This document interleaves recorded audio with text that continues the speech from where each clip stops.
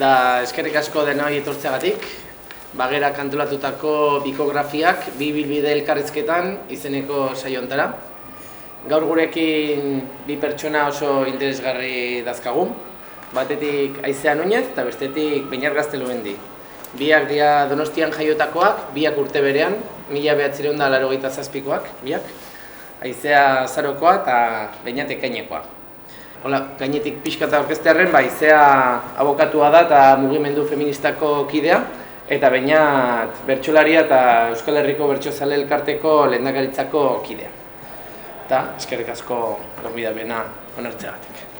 Beraz, jungo gea pixkatola, pentsatu dut saioa itea bakoitzari igual, lauzpagoz galdera pixkat hasi, gero besteari, eta pixkatola ingo dugu, orduta erdi dakagu. Eta demoraz nola ibiliko gehan, asko luzatzen bazeate, igual amaieran ez dago galderetako demorarik, eta azkar bazabitzate igual bai, bale? Eta, Aizea, zurekin hasiko geha. Ezagutzen zaituzten entzat, edo aurkeztuko diguzu pixkatxo bat zure familia hurbila, nungo dia gurasoak, zenbatan nahi arreba zeate. Gurasoak Donostian jaiotakoak dira biak, biak ezagutu ziren, biak juten ziren asko Ezkaraiera eta han ezagutu ziren ez Donostin. Eta gero ni oso txikia nintzela Madrilera jendien bizitzera eta etxean hiruan nahi arreba gera, ni naiz nagusia, gero Gorka eta gero Isabel. Eta zuk lau urte zenitula juntzinaten Madrilea bizitzea, nola gogoratzezu hori, kapitulo hori? Ez dut gogoratzen, egia esan, nik lehenko rekuerdoa dakat Ezkaraien edo Madrilen, eta gero beti etortzen ginen onera Gabonetan, Udan, aizen hamen ikustea, baina nik berez nire jaiotza edo Madrilen irudikatzen dut, nire jaiotza konstientea edo Madrilen irudikatzen dut. Eta Madrilen leku ugaritan ere bizi izan zinan, nun bizi zin? Ia 4 urtean behin mudantza bat genuen. Lehenengo urteetan egon nintzen Alameda Duzuna auzoan, dela Barajas inguruan dagoen auzo batean. Gero handik jun ginen San Sebastián de los Reyesera, dela herri bate dagoena Madriletik gertu, eta gero Algetera.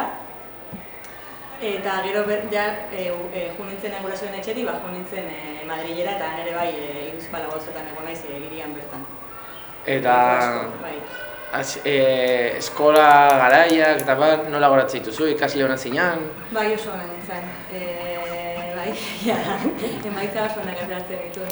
Eskolak ere asko egon dira, lehenengo fasean egon nintzen Kristau eskola batean, gero tartetxo baten egon nintzen eskola publiko batean, eta azken, uste dute laugarren mailan edo, lehenengo hezkuntzako laugarren mailan bera dituzten La Moraleja delako auzo oso pijo baten dagoen eskola batera, eta egon nintzen, eskola razionalista bat, jende oso progrea, uniformeri gabe, libururi gabe, pedagogikoki oso aurreratua, baina oso garestia, eta gaur egungo gobernante batzuen seme-alabak ziren ari klasekide. Adibidez? Garai batean Manuel Marin zala Europako komisionatua eta gero Espainiako Kongresuko lehendakariaren alaba Alejandra nire klasekidea zen. Vamos. Beñat, zurekin. Beñat, orkestuko diguzu pixkat zure familia, nungoa, gurasoak, zenbatan nahi arreba. Nik nire ama albizturtarra da eta aita berriz Ibaetakoa, berez, sortzez. Gero nez Añorgara juntzian bizitze da eta gu ere Añorgan, jaio ospitalia, baina Añorgan pasa genula urtzaroa. Nik anai gazteagoa dakat, ezagutuko ez zute gehienok, Unai, 13 hilabete gazteagoa. Eta nire familia, aitona amonekin bizi izan gera etxe berean betidanik, baserri baten. Eta alde hortatik nahiko bizitza establea eukinun, harik eta Bilbora ikastera jo nintzen arte, beti inguru berean. Eta nola goratzen duzu zure gaztaroa? Bizitzako lehenengo 10 urteak... Nolakoa zinan, umetan?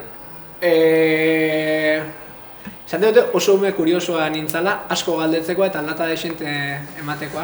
Hola, kiroletan eta nahiko baldarra eta motela, baino galdetut denari buruz eta hori, nahiko kuriosoa. Eta Añorgan, ume izateak pixkat esan nahi du, kuadrilla urtzen degitik ja ezarria tokatzen zaizula, nik kuadrilla bera dakat 2 urte neuzkanetik. Eta orduan momentu bat iristen da, 6. mailan gure kasuan, hori dena egiten dana, eta kolpeti Añorgan bukatzen da ikastolako bideo hori, eta Donostira etortzea tokatzen da.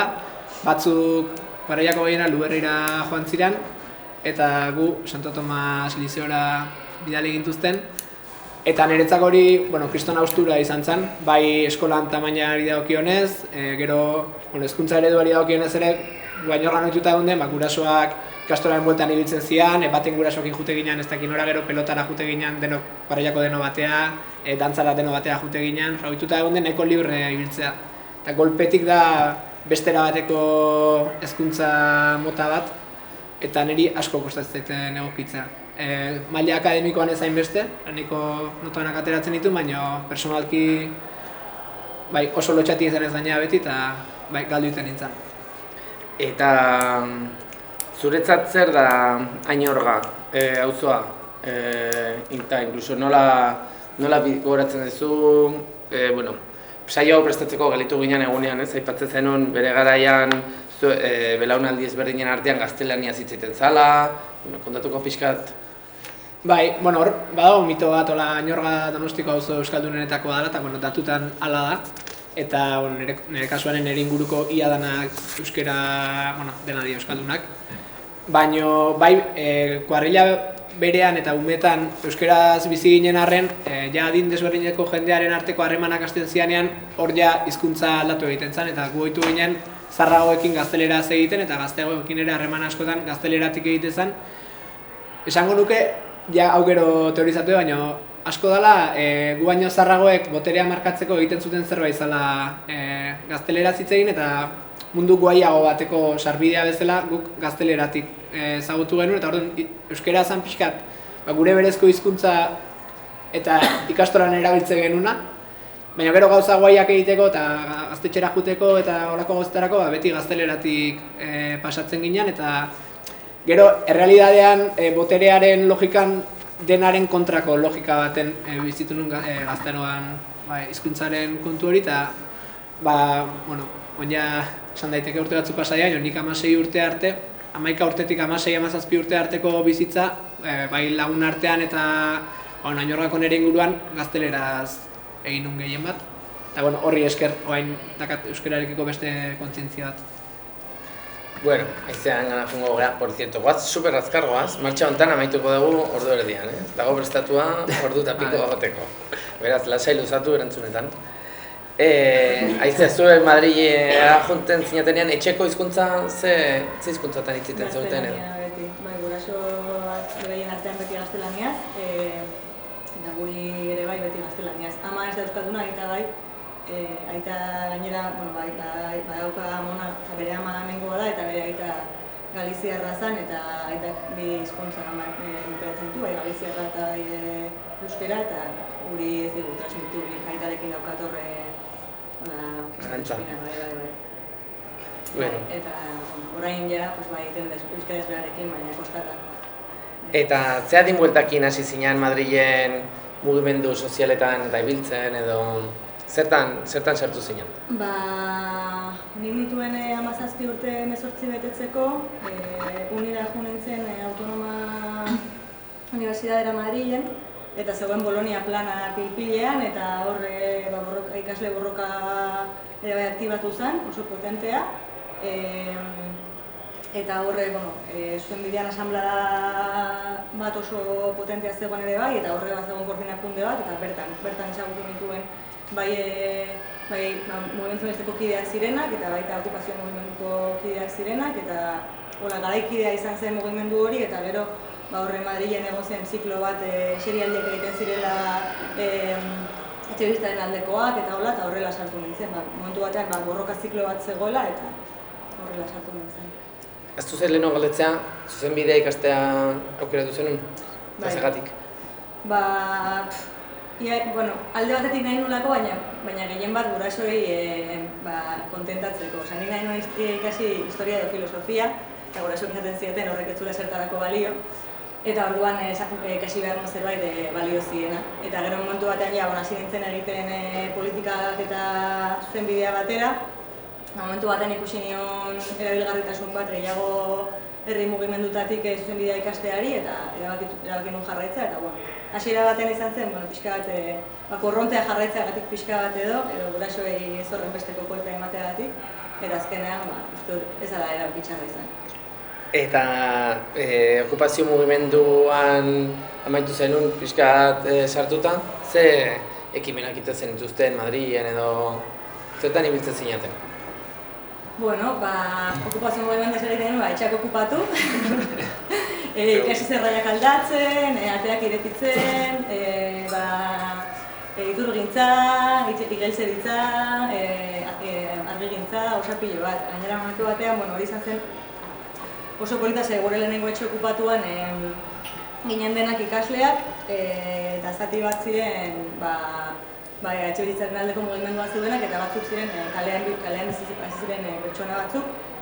Eta orduan egon zen kriston txokea, ez batzuk supermega ideologizatuak egon den, eta nahi genuen dena asamblea erabaki dena egitea betxandak ez dakizea, eta hor bat zegoen jendea, betxandak zer dira hori, asamblea zergatik jun behar da, eta hor bi mundun arteko talka bat, eta gero bestetik ere hori ez, tuberiak jarri behar zirela, edo kableak jarri behar zirela, eta beti oso den gizonak dena egiten, eta hor batzuk esaten genuen, hau zer da, zergatikan, eta horrekin batera justu, egunean, horre greba batean, ekintza batzuk zeudela gauez egitekoak eta batzuk geunden hori egiteko, nesak eta mutilak, eta berrepente mutil batzuk bildu ziren beraien artean, beste mutilei esan da, etorri gurekin ekintza horiek egitera, atera ziren esandako ordua baino lehenago egin zituzten ekintza guztiak, eta gero neskak eduratu ginen gure zigotela bisatu. Orduan hor, atera ginen, kampusa bete genuen, pintadaz josi genuen,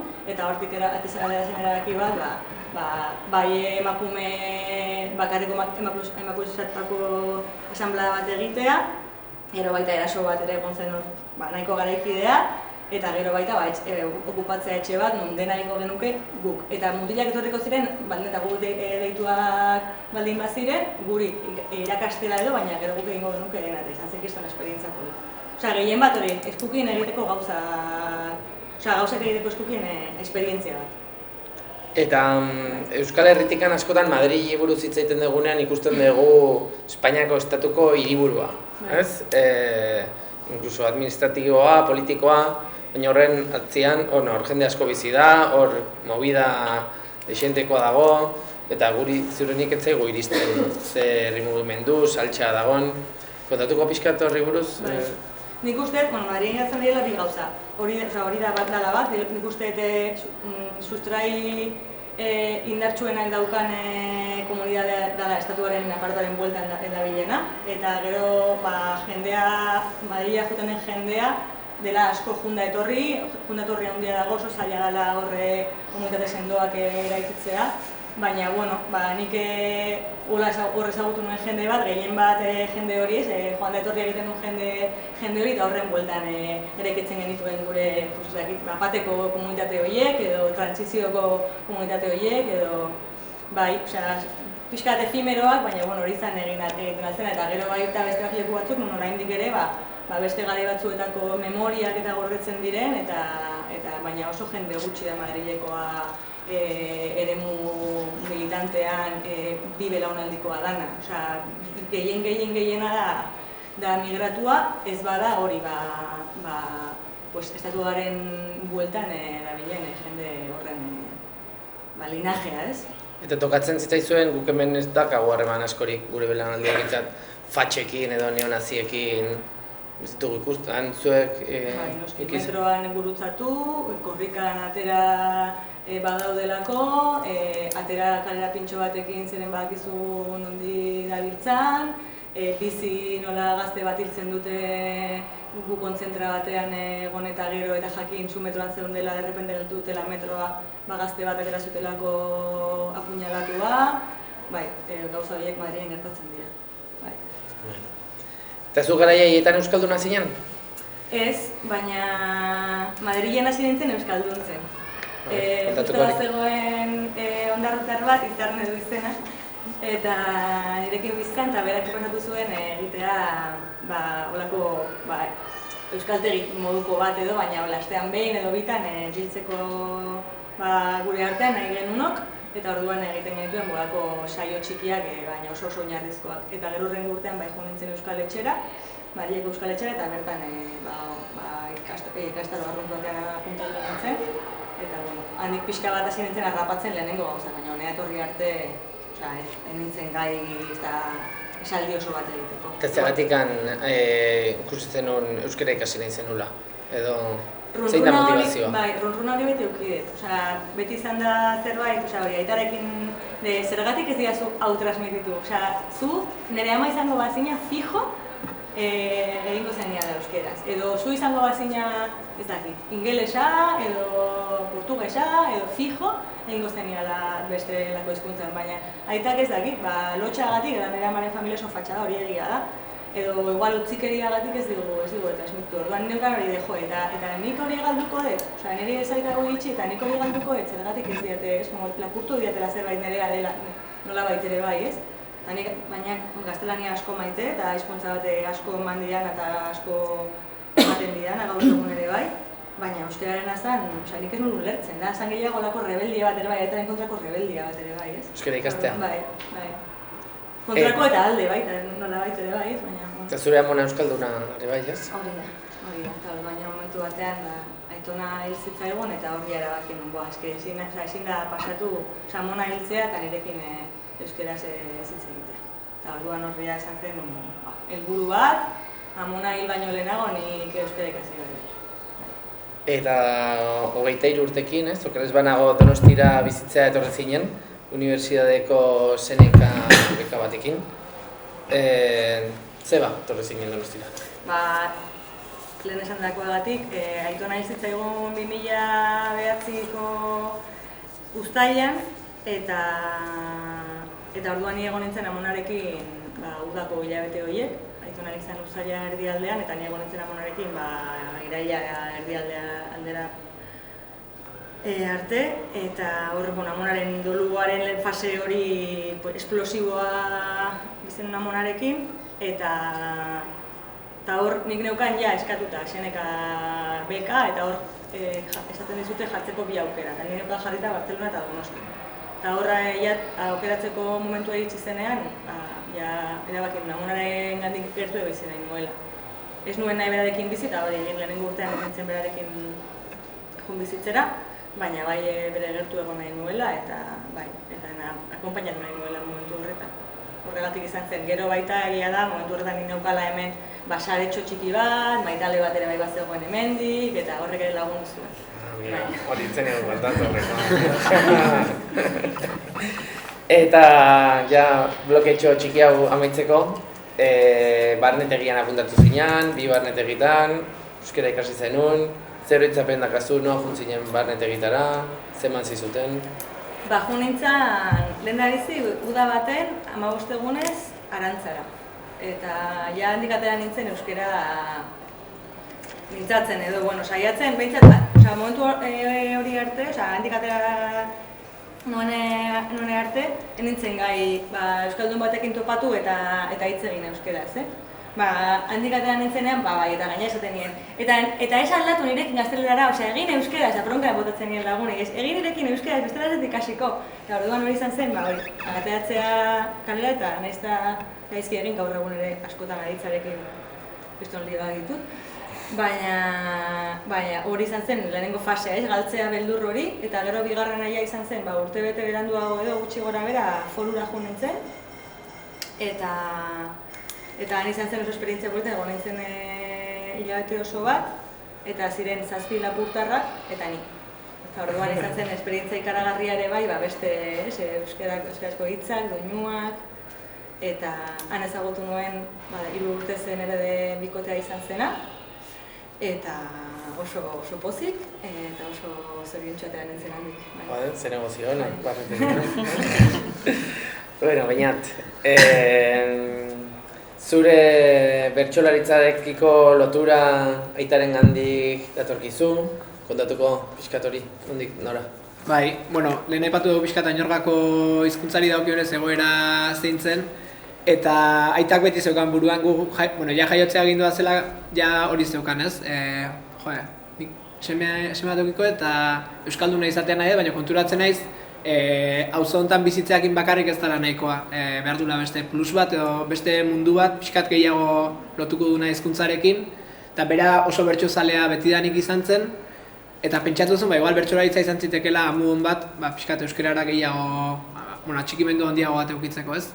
Eta hori Usurigo bertso eskolara apuntatu zen, eta bertso eskolara hastean behin joan, eta bueltakoan beti etortzen bertso eskolan entzundako bertsoekin, da pixkat horrekin, eta gero gaina kontatzen zituen bertso eskolako harremanak, eta ze jende ezagutzen zuen, eta dena bera baino gaztegoa zian gehiena behintzat, beste mundu ikuspegi bat zekatenak, eta jende guaiagoa guretzako ere. Eta, nik umetatik ja horrekin eukin nolako engantxe txiki bat, edo, bertsogaitza umetatik gustatu zitzaidan, anaiari ere bai, baina nik 8 urte neuzkala edo, gaixotasun luze bat eukin nun, oinez ibili ezinik gelditu nintzen, nahikoek eta etzekiten zertzen, eta orduan nahiko urte zaila izan zen, batetik genekilako, guraso etzekiten ondo jarriko nintzen berriz, eta gero bolada luzeak egiten ditun, bai Iruñan ingresatuta, Madrilen ere nintzen ingresatuta bolada baten, eta pixkat, ume bezala ere oso zure baitan bilduta pasatzen duzu urte hori, eta berez ja lotxatian nintzen, imaginau, nola neon, momentu hortan. Eta, bertsoagaitzak eskaintzen zian aukera, momentuan barruan noekan hori askatzen joateko. Azkenean ahotsarekin da harreman berezi bat egiten duzu zure burua entzuten, eta hitzekin eta esperimentuak egiten da hola, eta ni holaxe askatzen nintzen. Eta garai hortan aurkitu nun bertsoaren beste alde hori, ez? Aitak erakutsi zian alde sozial hori edo, ze lagun talde egiten den eta ze jende ezagutzen den. Eta urte hortan ezagutu nire barruan beste era intimoago baten edo emozioak eta barruko hori askatzeko tresna bezala.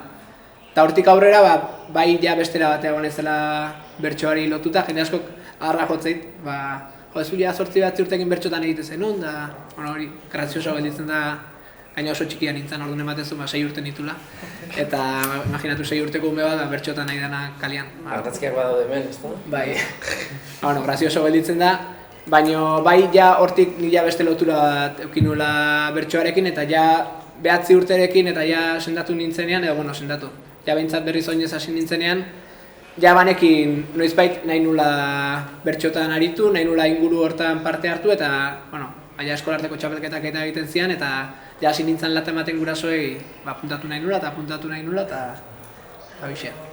Eta ibili zinean hainbat bertso eskolatan, Igeldon, Luberrin, Hernanin.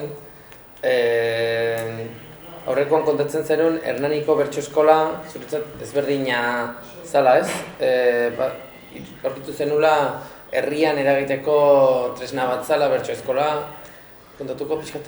Bai, bertso eskola mota diferenteak daude eta bakoitzea juten den jendeak espektatiba desberdinak ukitze ditu. Ja, 9 urterekin da bertxotan olako lata ematen nun, baitak esan zia, usurruila eramango zaitu nerekin. Bere kuadrilla helduarekin, nik nintzen bertxotan, egun baten, eta kriston eguna pasan nun, niretzako lehenengo aldia zen, mai baten bueltan eseri eta beste batzukin, jubilatu bat zegoen, gero zen 18-19 urte bueltako gazte batzuk, gero ni, justu San Sebastian azian goatzen ez, gero parrandara zijoa zen, 9 urteko ume batentzako kriston esperientzia, eta horko bi gaztek bertso eskola bat egin ez zuten Igeldon, eta gonbidatu ninduten ara joatera, ja nire adineko jendearekin daula. Eta, hasi ginen pixkat bertxotan ikasten eta trebatzen, baina bai sentitzen nula asko, anaiak ere bertxotan egiten zuen, baina adin hortan urte bete desenteko aldea izaten da. Eta enokan olako bakardade sensazio bat. Donostin bio ginen, bertxotan egiten genuen bakarrak gure ginean, eta zarragotan ere apenas etzegon inor.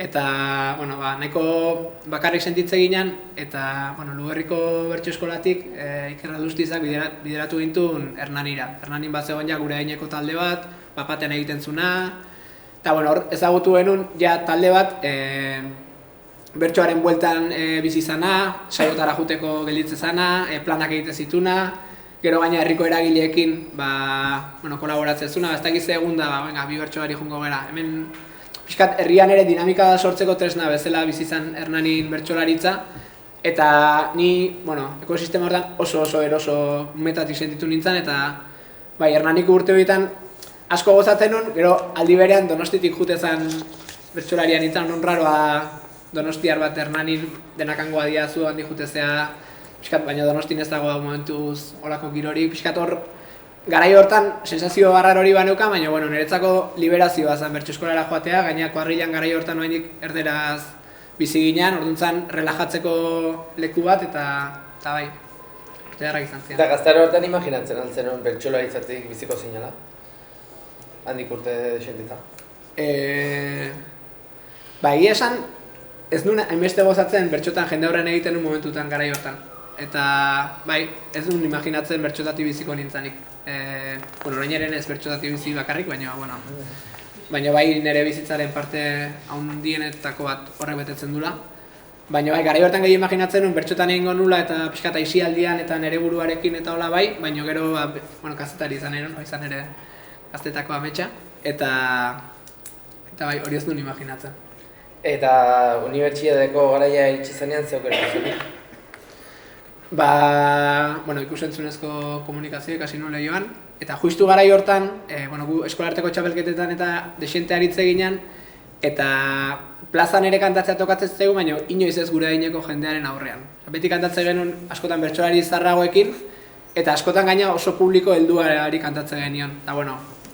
Alde batetik nahi beti gustatzen zait beste belaunaldi batzukin kantatzea, eta eharra da, eta pila bat ikasten da, baina momentu batzutan behar dezu zure adineko jendearekin kantatu, pixkat zure kezka konpartitu, eta Bilbora joan ginen garaian horra zigina lehenengo aldiz, gure adineko jendearekin bertsopoteoak egiten, plazati gaztetxera, sariketa bat ere egiten da gaztetxetan, ara joate ginen kantatzea, eta hor bertsoa intimoki bizinun, mugimendu sozial bezala ere ikusten nun, eta lehenengo aldiz jende aurrean kantatzen ere ikusten nun nera adineko jende batentzat gauza importantean euskala esateko, eta esaten nun horrek gaina ni ere zailtzen nindula eta gaina publiko beharra enintzala ezagutzen. Eta Bilbora jo nintzen garaian hor izan zen bertsoarekiko erabateko lotura hori hor garatu nun. Baina kurioso izan zen, Bilbon hasi, bertso eskolan izena eman genuen, Bilbon bertan Santutxun, eta lehendabiziko urtean ez ginen azaldura egin bertso eskolara, justu ostegunetan izate zen bertso eskola. Eta hori, Farranda nahiago. Urte hori behar nun, nire burua aurkitzeko eta lasai egoteko, baina lehendabiziko urtean ez ginen azaldu. Kafean txokin motoko zenituzten bertso batzuk. Hori betin dago. 2007 garren urtean, 20 urtekin, Gipuzkoako bertsolaritza txapelketan bigarren gelditu zinen, eta horrekoan esaten zenun horrek bizitza aldatu zizula. Zeba? Nire ardurako bertsoarekin oso lotuan engon, baina egia 20 urterekin eta txapelketa baten, eta ia inork ezagutzen ez zaitunean finalera iritsi, gaina jende guztiak uste du azkena ingo ezula, eta buruz-buruko batera pasatzea Aitor Mendiluze batekin, eta horrek jende batengan markatua utzizun nire izena, eta horri hasi nintzen saio askotatik eitze zidaten, urtean egun plaza baino gehiago, aldi berean ikasten nahi nintzen Bilbon orduan ritmoa ere oso eramateko ere erresa ikasten nahi izan bitartean, asteburutan, ez dakit lau saio dazkazu asteburu batean, baina lo gutxi egin dara berdin zaizu, gero gazteagoa zea, estindar batzu dazkazu, niri horrek bizitza asko aldatu zian, horra hasi nintzen plazan asteroko jardun baten nahiko fuerte aritzen, eta hortik aurrera dinamika hortan jarraitu dut. Eta 2008an, bertsozale elkartean hasi zinen militatzen, zuk esan zen nola hitz-horrekin, bertsolaritza ere militantzia ere mu bezala. Ulertzen ulertzen du jendeak, badago bertsolaritzaren militanteak. Nahita erabiltzen dut hitz hori, uste bai euskalgintzan da bai kulturgintzan militantzia hitza kosta egula erabiltzea. Bai esaten dugula askotan hemen ibiltzen naiz eta honea juten naiz, baina beste mugimendu politiko batzutan militatzea, militatu hitzarekin erabiltzen den bezala, uste batzutan kulturgintzan eta euskalgintzan ez dugula hitz hori erabiltzen da. Eta egiten duguna azkenean militatzea dela, eta niretzako bertsolaritza ere bada militantzia espazio bat. Eta bai, 2008an ikerkuntza sailean, deitu zidaten, ia animatzen nintzen, eta nik sentitzen nuen eragiteko gogoa neukala, eta hasieran, lehendabiziko urtean, enun hitzik egin bilera batean, isiri-isirik egon nintzen urte oso bat, entzuten, eta pila gozatu nuen, egia esan. Zer da ikerketa saia? Zer ikertzen zenuten? Bertsozale elkartean, berez, 3 sail daude tronkaladianak, sustapena, pixka txapelketak antolatu eta pixka bertsogintzari gehiago begiratzen diona. Transmisioak egiten duena pixka hezkuntzako lan hori. Eta ikerkuntzan, pixkat izan da beti horako gauza raro bat, eta niri justo hori gustatzen zaiten. Zan inor nahi etzun sail hori gura dinean, ure bat.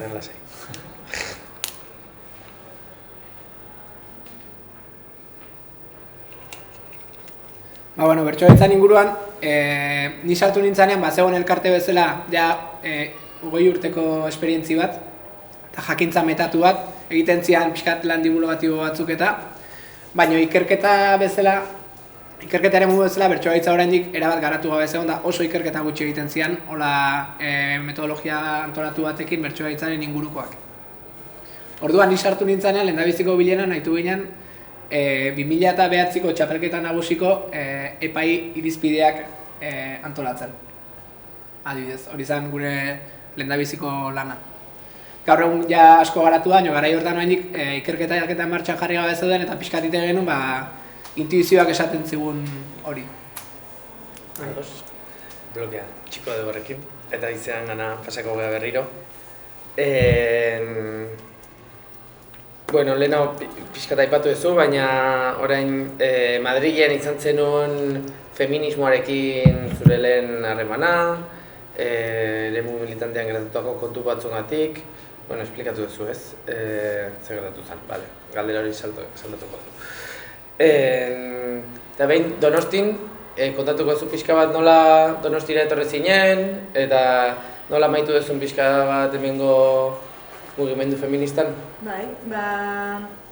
Ni Madrilen nengoela, hemengo kide feminista bat egon zen gurekin bizitzen urte bete, Donostiko Bilguneko feministako kide bat egon zen, orduan ia neukan lotura hori hemengo feministekin, nahiko modu informalean.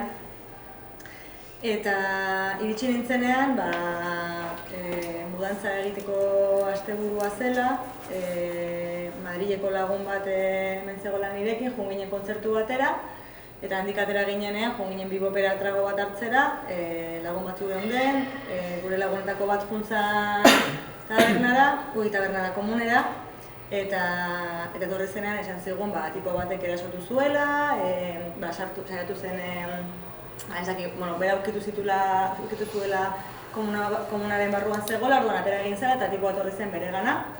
Orduan joan ginen tipoaren gana, ze tipoa zegoen gure lagunaren gainean, tipoa gainetik kentzeko, eta tipoak agartu zuen kristalesko baso bat eta apurtu zian basoa aurpegian.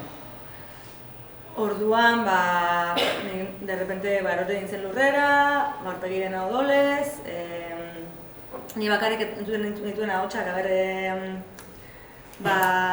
konstiente nengoen, hau beste nahi laguna joan nahi zuten tipoaren atzetik, eta derrepente etorri zen neska bat medikoa zela esan juteko komunea berarekin, aurpegia garbitu ziaten eta atera ninduten kalera.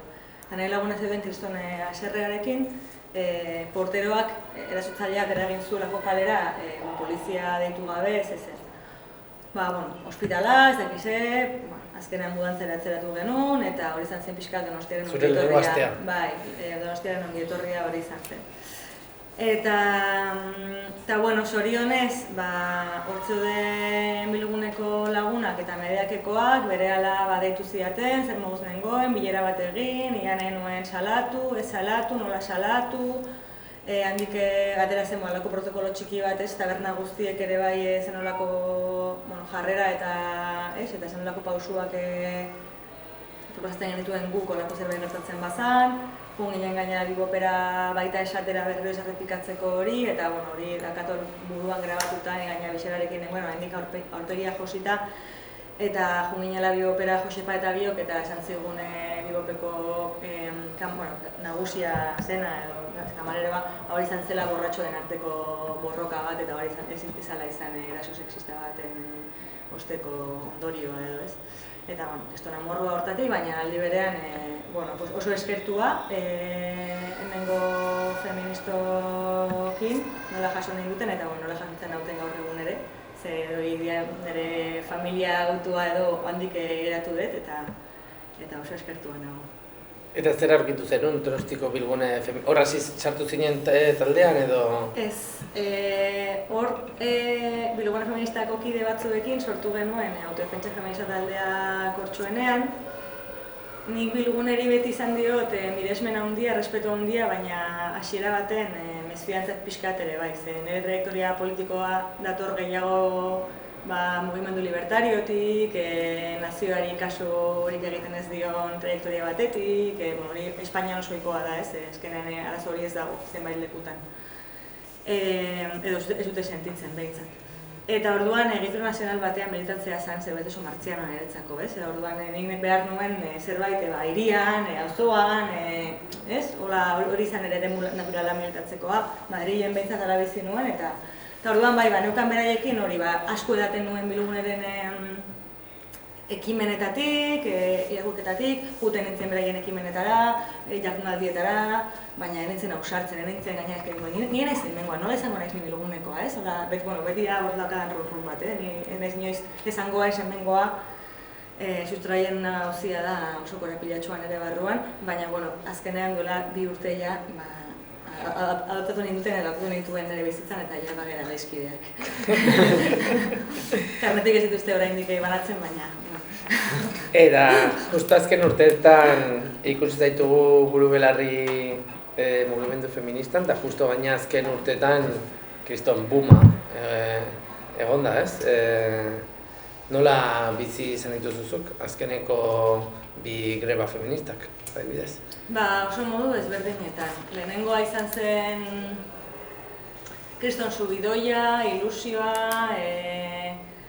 gainera bagoaz aurrera eta gainera lortuko ditugu gauzak, eta nekea sentitzen dugu gorputzean, baina badaukagu, ez, eta aurrera goaz eta egingo dugu, eta bigarren urtean, egin behar da, ondo aurrera, eta gainera, bigarren urtean gainera lehenengoan baino, netzako programatikoki eta ideologikoki izan askoz ere garatuago, baina horiak karroa gehiago pisatzen zuen, ez, eta karrotik tiratzen, pelotoia hundiatze hon. Eta hola bizidetz. Orduan uste dut kriston booma izan dela, kriston tsunamia sortu degula nolabait, baina ez dakit gai izango garen surfeatzeko, orain ditugu jardunaldiak eta uste dut izango dela gure erronka nagusia, ez? Sortu dugun ilusio hori, sortu ditugun, eragainatu ditugun eztabaida guzti horiei irten bideak ematen dizkio egun edo ez, nola, eta batez ere nola egituratuko garen eta zer nolako militantzia mota nahi dugun, ez? Momentu honetan ematen du, behitzen nire sentsazioa edo zein izan daitekeela feminista, ez? Eta orduan militantziaren sentsua desegiten da, desagertzen da edo kea bihurtzen da, ez dakizu zer dan konpromiso maila, zer dan izatea edo ez izatea, horrekin pizkatua nago.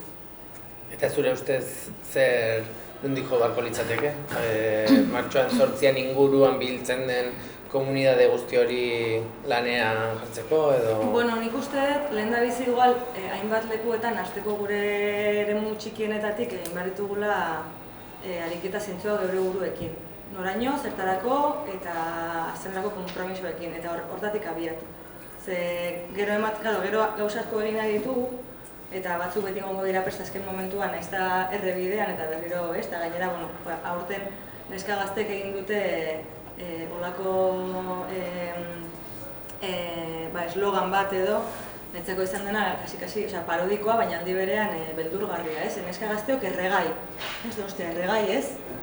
Ez dezu izan behar erregai, ez eta errebehar, ez dezu ezertan errebehar, ez? Eta orduan, hori, igual gauza txikiak egiten gustora eta igual polikiago, baina pausu senduagoak ematen, igual etxaiari partida gehiago irabaziko dizkiogu. Eta nola ikusten duzu etxaia?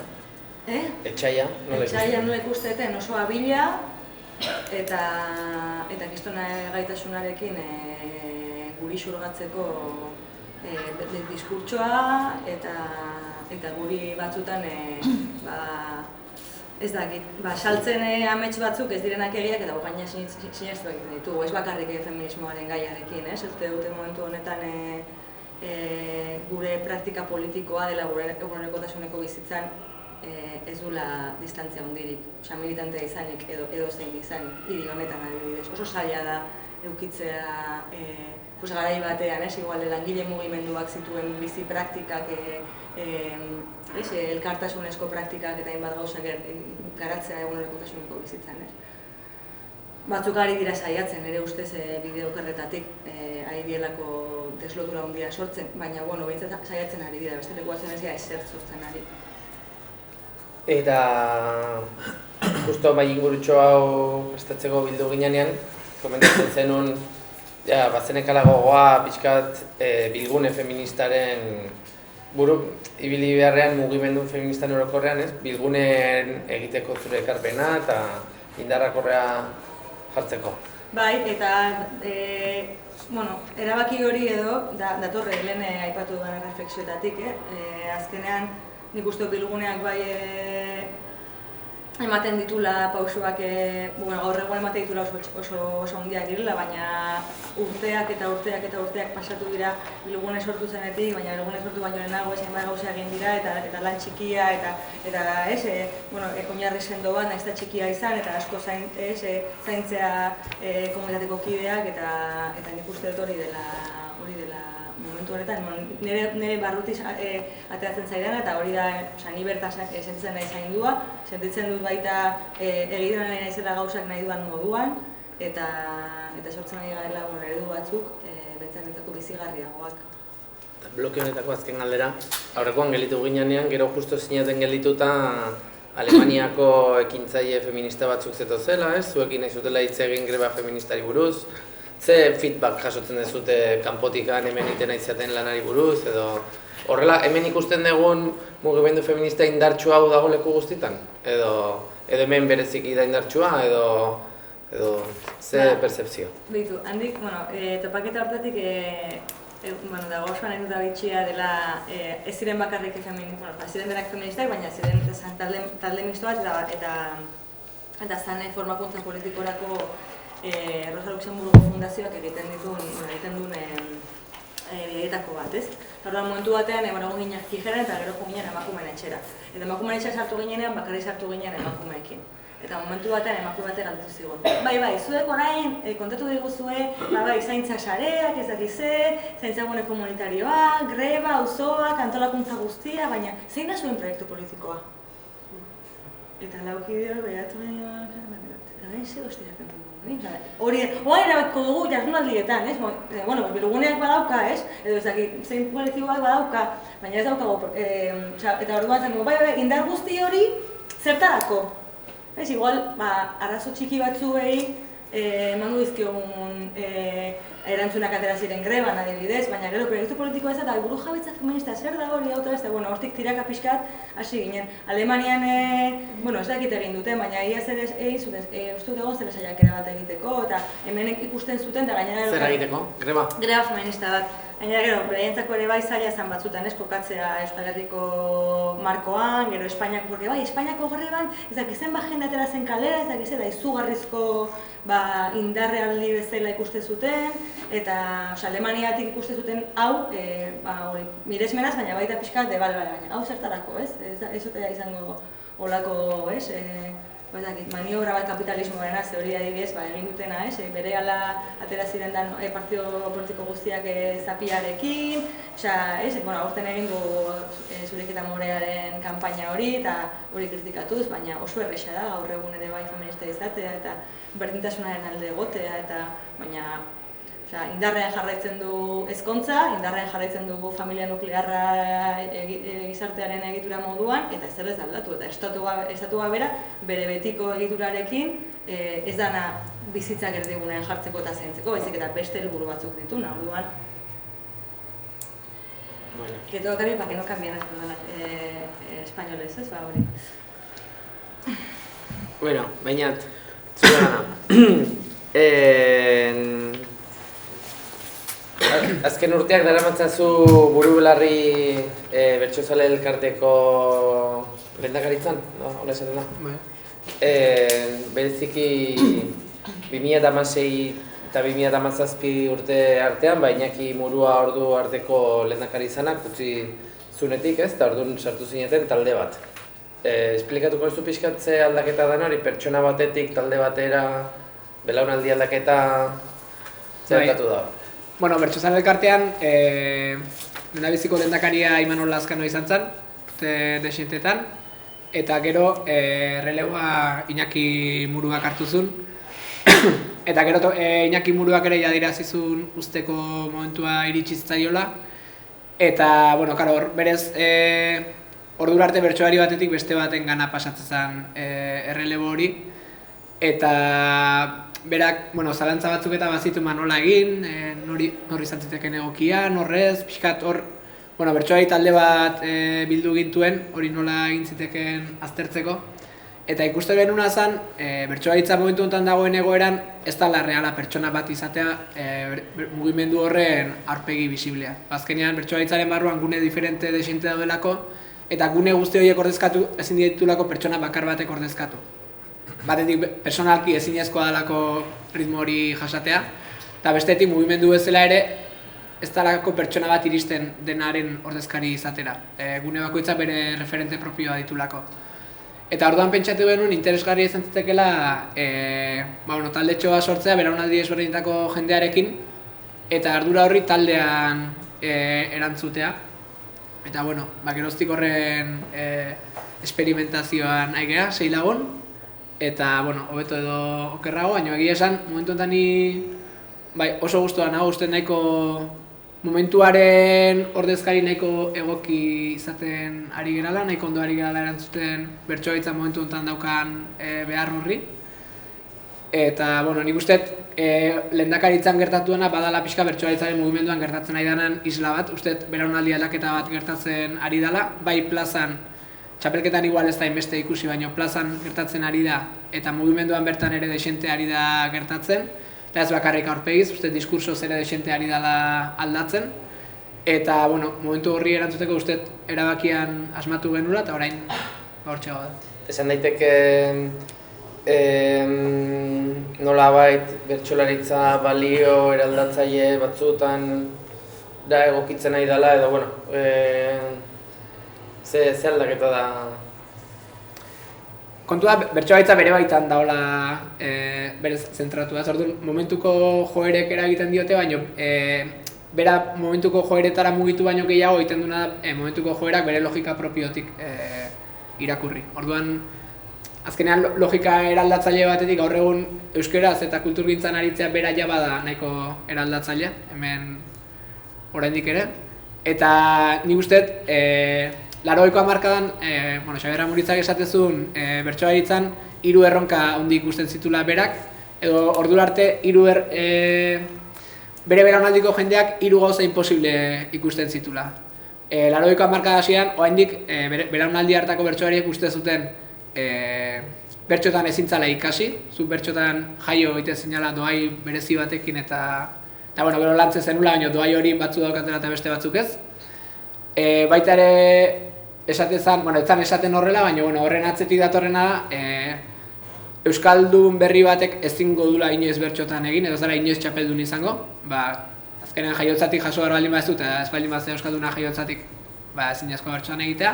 Eta horren atzean zegoen baita ere, gorputz batzuk inoiz ez ziala bertsolari izatera iritsiko. Eta Xabier Amuritzak berak bere garaian erronka bezala esazun, botazun 20-25 urte barru emakume bat txapeldun izango da. Eta, asmatu zuen. Eta pixkat bere garaiko eztabaida nagusia hori izan, ez? Berak metodo bat garatu zuenean bertsolaritza erakusteko. Hor mesfidantza batzuk eta sortu zian. Eta nik uste, gure belaunaldiari tokatu zaiola lehenengo belaunaldi izatea pixka bertso eskoletatik atera dana, bertso eskola pixkat entzun behar izan dituna, bueno, gure horreko gehiago, baina guk ere entzun behar izan dugu, zuek ez zate benetako bertsolariak, ez dakazue horrerik, ez dakazue hizkuntza ere eskolako hizkuntza daukazue, eta karo. Entzun behar izan dezute hori? Leku batzutan beti entzuten da hori, bai. Baina, bueno, ez dut uste bertsolaritzari bakarri dagokion zerbait da. Sentsazioak gaur egun, orokorrean euskalgintzan eta entzuten dian gauza batzuk badiala pixkat esentzialismo hortarako buelta bat, adibidez euskalkiekin daukagun gaur egungo debate hau, batuan ezin da humorerik egin, batuak ez dauka grazirik. Netzako, ja, berez, orain dela 50 urte gainditutako debate bada, baina nik uste gizarte guztia, baina gurean nabarmen bi joera badaudela, ez? Joera esentzialista bat eta joera eraldatzaile bat, beti latente daudenak biak, eta momentu batzutan batek gain hartzen du eta beste batzutan besteak, eta pixka beti oreka hortan gabiltza, eta bertsolaritzan ere beti egongo da hori ez. Eta justu ez dakit zer aldera iratzuten hasi nahi zen, aldera botatzen? Pues zu nola esplikatzen zenun bertsolaritza balio eraldatzaileetan kokatzen nahi dan, zeetan nahi zaten. Hori da.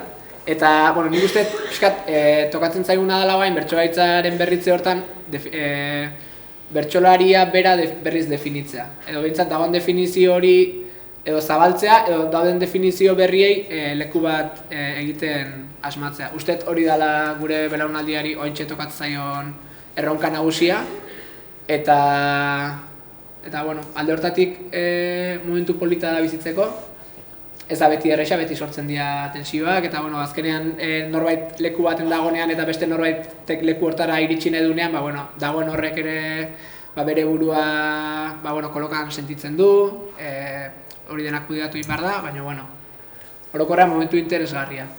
Aurrekoan ulertu nizun, 12 urtean behin iten dezutela gogoeta prozesua, eta baina horrekin zaudete, edo egin dezute, edo... Iaz egin genuen gogoeta prozesu bat, pixkat eduki mailakoa, hemendik 12 urterako helburuak jartzeko, eta helburu horiek eta orokorrean... Jakin dezakegu hemen pixkat esklusiboan ze gogoetatan inblitzaten, edo norantz nahi zuten eraman txalupa. Ez da berez asko aldatu, pixkat elkarteak betidanik auki du joera hortan. Gure helburua beti izan da bertsolaritzak geroratzea hori izan da helburua. Geroratzeak ze esan nahi zu 80 hamarkadan da ze esan nahi duen orain ez da gauza bera. Zer da geroratzea? 80 hamarkadan geroratzeak esan nahi zuen bertsolaritza belaunaldi baten galtzeko arriskua ikusten dugu, ez dator bertsolari gazterik, plaza nahi dian bertsolari guztiak 60 urte bueltakoa dira. Orduan ikusten dugu urrengo belaunaldian galdu ingo dela, hori eragozteko sortu dugu elkarte hau, eta hortara goaz. Hori izan, orain dela, elkartea sortu zen garaiko helburu nagusia. Gaur egun esaten duguna, bertsolaritzak geroratzea dela helburua, ez bertsolaritza galtzeko arriskua ikusten dugulako belaunaldi baten, baizik eta bertsoa bizitzeko modu diferente pila bat garatu dialako Euskal Herrian, eta modu guzti horiei presentzia bat eta oreka bat eman nahi diegulako. Piskat hola titular bezala hori da gure helburu nagusia, eta hor, azkenean zehar lerro bezala, Euskal Herriko lurralde guztian maila orekatu baten garatzea da helburua, alegia bertsolaritza ez da hila Gipuzkoako kontu bat izan, Euskal Herri guztiko kontu bat izan da hila, orduan dagokionari bat berea emanez. Genero perspektibatik ere, nabarmena da gizonezko oraindik daukagun pixua, hori orekatu egin behar da, eta hortarako tresna desiente da momentu honetan.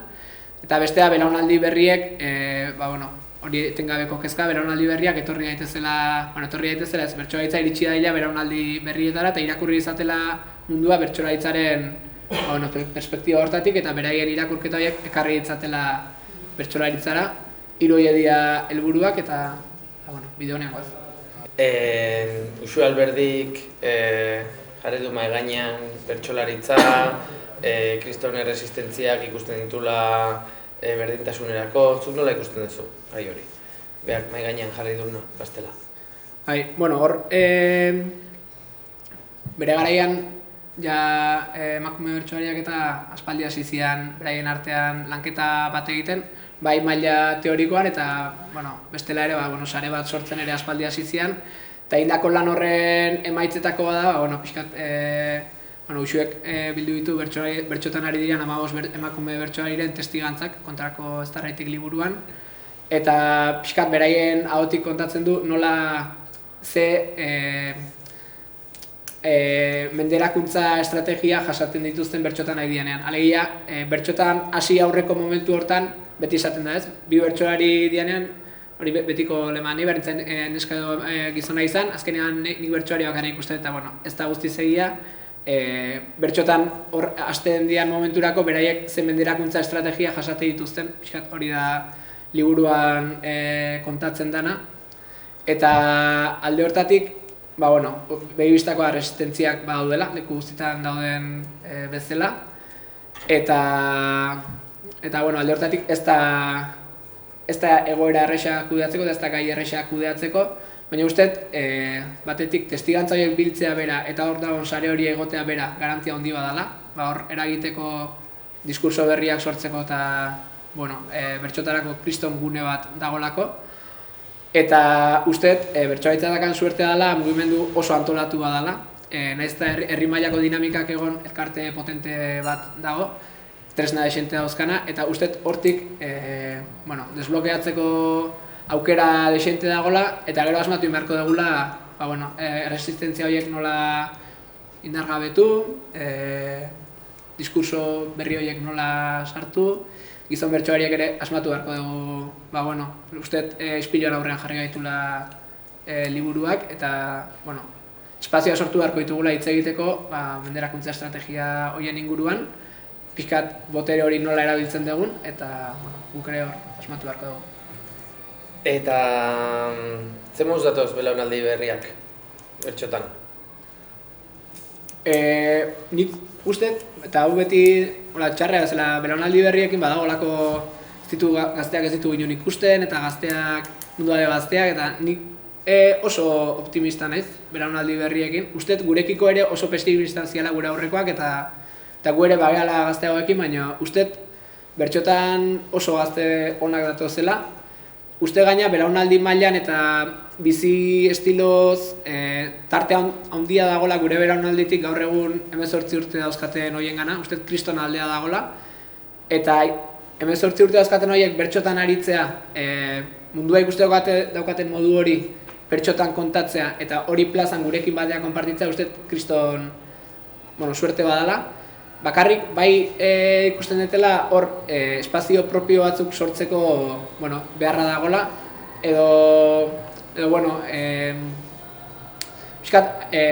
gure belaunaldiari gertatu zaiona izan zen, plazara iritsi gineanako plazaia okupatu eta zaudela. Gure aurreko belaunaldia plazan ari zela eta oso zaila zen gu belaunaldi bezala hor sartzea. Eta orduan guk asmatu behar izan genitu, gure dinamika propioa, gaztetxetan gure sare propioa egin genuen gure aineko antolatzaileekin eta hor hasi ginen gu plazan, gure diskurso propioa lantzen eta bertsoaritza gure ahotsetik praktikatzen. Eta uste, momentu honetan ere gure belaunaldia tapoi desentekoa dela gero datozenentzako eta hor espazio propioak sortzeko terreno handia dagoela uste, baina asmatu behar dela hortan. Eta azken galdera, beste arte disziplinetan ez dago horrelako antolaketa, elkarte, ez dakit, bertsolaritzan bakazute horrelako elkarte bat, baina adibidez, ez dakit, idazleek edo abeslariek ez dago horrelako. Ze potentzial ikusten diozu horrelako elkarte bat eukitzeari? Horrek dauzka bere aukerak eta bere arriskuak, bia dauzka.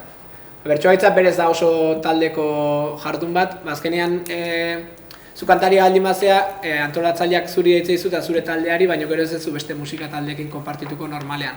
Bertsolaritzaren kasuan, gu azkenean lau bertsolari deituko dute saio baterako eta gaur lau izango baina bihar beste lau izango gara eta lau horiekin jungo zera kotxean saiora. Orduan, konpartitzen dena askoz estuagoa eta horrek talde asko elikatzen du.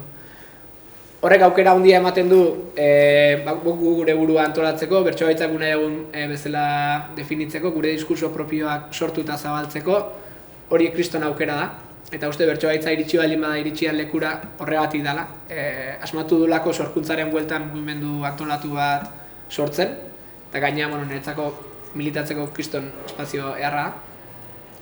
Horreakan arriskua da, mugimenduaren izenean bertsolari bakoitza bere ahots propioa ez garatzea. Hori da, inoiz nire ustez eukibarko ez denuken tentazioa. Alegia, sortzaile bakoitzak bere begiradatik kantatzen du, bere ahotsetik kantatzen du, eta hortan ezin dugu sartu inoiz. Hor oreka badago eta beti egon bat tensioa sortzailearen autonomiaren eta mugimenduaren behar kolektibo horien artean, uste mugimendu guztietan dagola. Baina sorkuntza disiplina bat izan da uste bereziki zaindu beharreko zerbait dela. Ez dut momentu honetan horren arriskurik ikustena. Baina, bueno, fokua hortan eduki behar dugu. Aldi berean, dazkagun espazio propio horiek zaindu eta elikatu. Zondo, bueno, azken blokean sartuko gaia, eskaia gelditu zaizkigun ari suelto horiei eutxiko diegu. Aizea, zu Donostin okupazio bulegoa antolatu zenuten ere bai, ez? Zergatik? Eta zeiten zenuten edo? Ba, sortu genuen 2012aren bueltan uste dut Kaxilda Zarra frontoia bota baino lehen eta horreko blokea bota baino lehen batzuk elkartzen ginenan eta bueno, pues, hainbat batzuk ginen unibertsitatekoak, baina okupazio esperientzia genituen pertsona batzuk toko egin genuen bertan eta pixkat topaketa horrek eman zuen elkarrekin pentsatzeko eta momentu batean bai ikusi genuen batzuk beharra zutela baita okupatzeko, beste batzuk ikuste zutela bazegoela jende ere bai okupatzeko asmoarekin eta igual, baina igual ez zegoen modu antolatu batean esperientzia guzti hori transmititzeko egiturarik edola, etxebizitzarekin ja somatzen hasi ziren sintoma batzuk, alokairua garestiak, jabetzaren kontzentrazioa, gazteak gaur egun daukagun panorama, baina lehenengo sintomak edo ez. Eta orduan horregatik sortu genuen. Nire aldetik baita bazen behar bat, ez? Ni militantzian ere bai, militantzia ezin dut ulertu okupaziorik gabe momentu honetan, ez? Jabetza pribatua existitzen den bitartean modu honetan ezin dute pentsatu ezkerreko mugimendu baten parte hartu eta okupazio mugimenduari ez ematea, ez lekurik, ez elikatzea. Orduan, nik uste dut sentimendu edo pentsaera edo ideia horietan geunden zoro batzuk elkartu ginela eta gaur egun jarraitzen du. Eta jende asko jotzen du okupazio bulegora edo jotzen zuen edo? Gaur egun ez dakit, baina niko goratzen eta hemen dago beste kide bat nirekin sortu zuena eta asteartero geunden hor guardiak egiten eta normalean etortzen jendea, bai, eta imeilera eta bai. Horrez gain, Donostiko piratetan Sardinera kofradia sortu zenuten, ibili zinen sorreran, zen moduzko esperientzia eta nola ikusten dituzu piratak gaur egun? Sardinaren eitzako dira kriston arnazgunea, kriston oparia, Donostiak egin dian eta Bilguneko kideek ere bai egin zigutena eta egin digutena.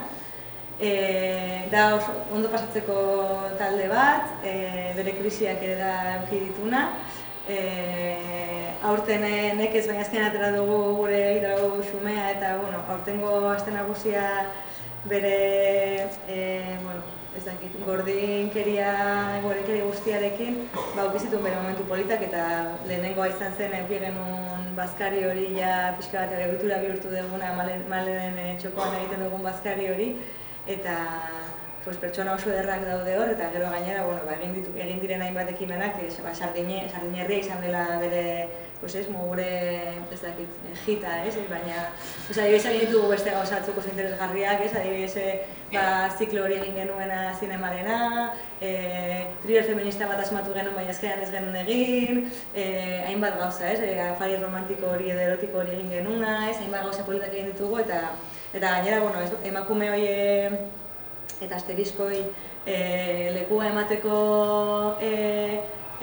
kofradia aproposa eta gainera beste kofradia batzuekin egin ditugun aliantzak ere bai oso polita izan dira Sardinerak izan garelako, gero hor daude horreko ez dakit feeling batzuk beste aingurarekin bazegoen gaur egun ez dago baina hor ditugu aingurako kideak gure bihotzetan eta kantaurirekin edo beste batzuten egin ditugun aliantzak oso importanteak izan dira eta horrekin nola ikuste dituan piratak gaur egun.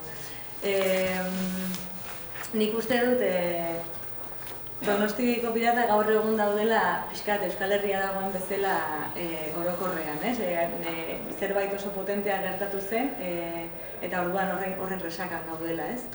eta kasu honetan izan zen, eraso guzti horiek kaldera atera zirenean, tartean erasoetaz aparte piraten egituretan zeuden botere gehiagikeriak eta ere bai azaleratu ziren, eta justo gaina hori gertatu zen momentu batean piraten egitura demokratizatzen ari zela, ez? Eta momentu batean bere eredua demokratikoenean zegoenean dena lehertu zen, ez? Orduan gero, beldurrak, erreleboak hartzeko, ez bakarrik ontziolan baizik eta baita kofradietan, hor gaude, ez? Beldurrak, minak nola sendatu, minak nola sendatzeari mugimendu bezala ez diogu ez da buelta bat eman, eta berrepente sortu dira batzuk betikoak, beti prest daudenak, borrokatzeko prest dauden horiek, eta horiek atera dute beraien lanarekin eta beraien egoskorkeriarekin atera dute aste nagusia aurrera, eta eskerrak daudela, ez? Baina beste gabezi askorekin atzean. Eta gero aparte, daukagu udaletxe bat ez diguna laguntzen, trabak jartzen dizkiguna, orduan, nik uste dut dela momentua barrura begira jartzeko, baina hori ez da oso guaia. Beñat, Wikipediaren arabera zu Donostiko bertsolaria zea, baina Añorgako semia zea, eta ze harreman dakazu Donosti Añorga? Denboran nahiko harreman korapilatxu eta kontraesankorra aukiet. Nik ez dakit, Antibora bizitza joan nintzen arte nik Añorgatarra eta Añorga Albazan herria eta Donostiara esate baziaten beti zuzenduko nun Añorgatarra nintzala. Eta gero indet irakurketa bat zergatik egiten nun hori, ez? Zatikan olako tema Añorgatarra izateakin, jakinda, Añorga gaur egun Donosti dela eta ez da hola herri izateko aldarrikapen potolorik.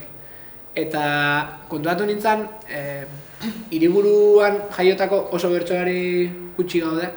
Eta gaina leku askotan, denok ohitu ez, Donostiarra, pijoa edo Ñoñostiarra, eta beti horako kontuak, segun gunetan askoz gehiago entzuten dira, eta automatikoki nire joera zen, Donostiarra, baina Añorgatarra, ez nahaztu horiekin. Eta badago horrelako bereiztu nahi bat edo leku batzutan hobeto hartua izateko estrategia hon bazan Añorgatarrak ginela esatea. Eta gainera, Añorga berez nahiko auzo Donostitik aparte bizi dana, nahiko auzo autogestionatua derrigorrez, Donostitik oso gutxi jaso izan degulako. Zebergaide bat jartzeko manifestazioak egiten nahitu ginen 3 urtez ustez, eta kostata lortu genuen. Eta beti ohitu bera guk egitea auzoan behar genuen guztia, Donostiren zai egon gabe. Baina orain, Donostin bizi nahi zen honetan, eta Antibona hon nintzen, orain Aso plazan bizi gara. Eta bai kontuatzen nahi zela, Donostiarra izateko modu diferenteak daudela aldarrikatzea ere importantea dela, eta konplexuri gabe bizi behar dela baita ere, hiriburu batekoa zera eta ez da ezer gertatzen. Eta gaina interesantea da, Donostin bertan ere, adibidez nik bertsolaritzan beti nabaitu dut, Donostiko jendea beti kanpora jo izan dugu, Donosti bertan ez dugu mugimendurik egituratu izan, bertsozale pila gaude, baina bertsotan ari ginen guztiak edo horretara joate ginen, edo Hernani aldera, batzuk gehiago tiratzen zuten Usurbil, Lasarte alde hortara, baina Donostin inorretzen gelditzen da, pixkat nik uste hori dela ez, bere buruaz desente lotxatzen den Euskaldungo badakagula hirian bizitzeagatik. Eta orain uste Donostin hasi dela, bertso eskola batzu badaude,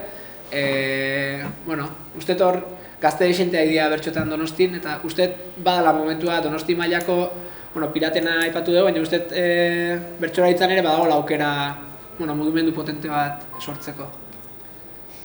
Donostiko piratetan zu hasieratik zabiltza euskera bultzatzeko Garanor edo lantaldean, Kantauri kofradiako kidea zea, nola ikusten zuzuk mugimendua, piratena? Esan aizeak egin duen irakurketakin bete-betean bat egiten dut. Ustet pixkat badago dela xok egoera baten edo olako ziklo bat bukatu zen eta pixkat ziklo horren inertziarekin jarraitzen dugu oraindik ez. Egiturak martxan jarraitzen du nahiko inertziaz Bueno, azkenean aste nagusi bat aurrera eramateak kriston lana da, oso mugimendu potentea da, jende pila bat ibiltzen da, eta pixkat badago kezka batez, momentu baten esateeko gelditu beharra dakagu. Eta aurten gogoetat egin behar dugu zein dian gure benetako helburuak, zein izatean nahi gure funtzionatzeko modua, hori berrikusi, erabaki, eta hortik indartu eta atera. Horrek nik uste mugimendu guztietan beldurra ematen duela, eta piratetan ere uste horrek beldurra ematen duela, baina hortarako momentua dela. Gaina iritzu zait, piratak sortu zianetik ona Donosti desente aldatu dela. Piratek uste zeharka gauza batzuk lortu dituztela, adibidez, piratak sortu zianean udaleko egitarauan musika talde euskaldunik etzan egoten. Orain gutxi daude, baina batzuk sartzea lortu dago adibidez. Baina, Sauesen jotzen duen talde batek urrengo urtean flamenkan jotzeak badauka zentzurik. Ez dakit, badauzkagu galdera batzuko nahiko egitera ausartzen ez gana, baina igual momentua iritsi da olako galderak egiteko, ez? Edo, kofraiatan ere, zegoeratan gaude, kofraie bakoitzak ze helburu dauzkagu. Uste asko tapatu dugula piraten mugimendu oso hortan, kontra esan desente sentitzen ditugu, eta orduan kofraia batzuk elkarren gana bildu gera, eta pixka eta aste nagusia elkarrekin pasatzen dugu, baina ez da hain mugimendu mailako aste nagusia, gehiago da kofraia hauekin, beste hauekin, baina berriz ere ametxola kolektibo hori formulatu beharra dagoela uste.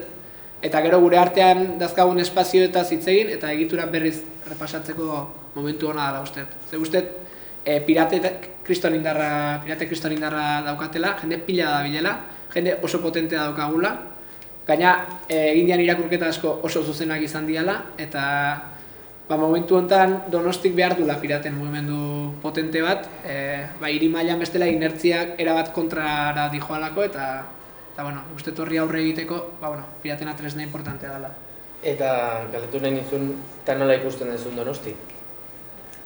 Zagatik behar du piraten mugimendu indartsu bat? Nola doa ba?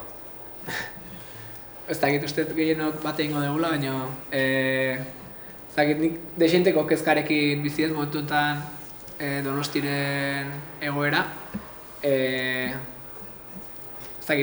Iruditzen zait erabat, autopikoa, esatea kanpora begira bizidan hiri badala, baina egia dela iruditzen zait.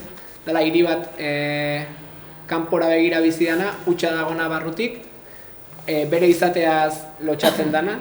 Aurrekoan argiaren mendeurreneko ospakizunetan egin genuen nolako ibilbide historiko bat, Aldezarreko kaleetan. Eta hor kontatu zen, pixkat Donostiri buruz kontatzen ez dugun historia hori ez. Gerra nola bizi izan zuen Donostik, errezutenean zein izan zian biktimak, ze ondorio izan zituen horrek. Hortaz ez dugu hitz egiten dugu desfile bat militarrak ia omenduz. Uste Donostik bere buruari buruz desente pentsatzeko beharra daukala, baina aigala erabat lehian beste hiri batzukin, erabat kanpora begira. Eta ja euskalgintzatik begiratuta, eta euskal kulturatik begiratuta, usteet bideo honek folklore bihurtzera eramango gaitula, eta hola ja oso dramatiko jarrita, baina ikusten den momentu bat esango digutena turistentzako bertso saioak egin behar ditugula, adibidez. Eta horrek desente kezkatzen hau.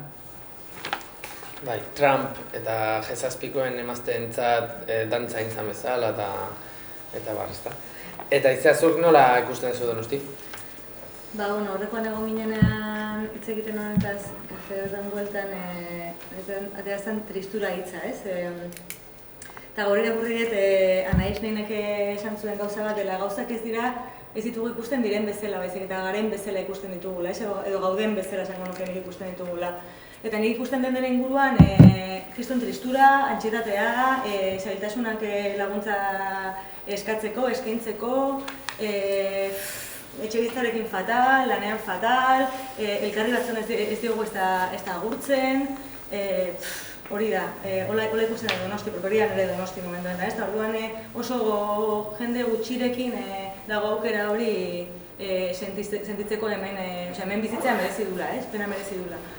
Hola bizten nik orain momentu, begotan Donosti, bai. Eta baina, zuk lotzen zenuen prekariadearekin, alokairuen igoerakin, inkluso hizkuntzaren lotura irakurketat itetzen nion.